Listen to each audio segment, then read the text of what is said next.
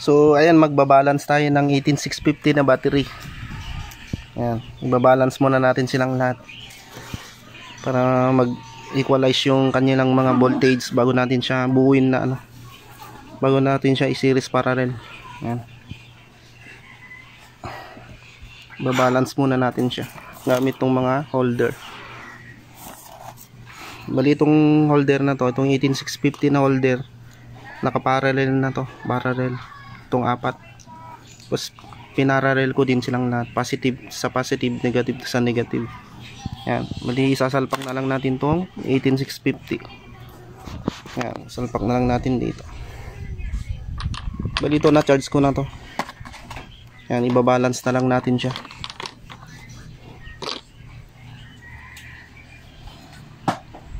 Yan. Basta pag nag-balance ka, positive sa positive, negative sa negative.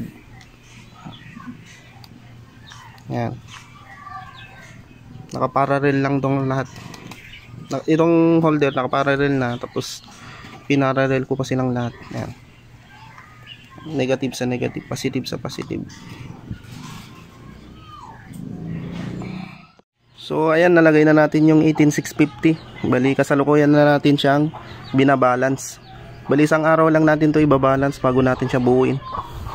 Yan, bago natin siya isi-series parallel para makabuo tayo ng 12 volts.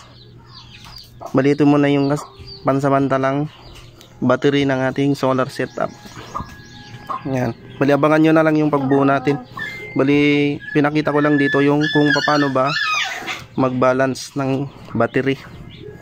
Yan, mas importante kasing mabalance muna bago buuin siya na battery pack o power wall para ano,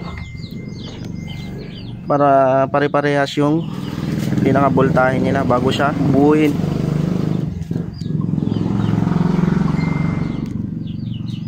Yan, bali ganito lang siya, ganito lang mag-balance.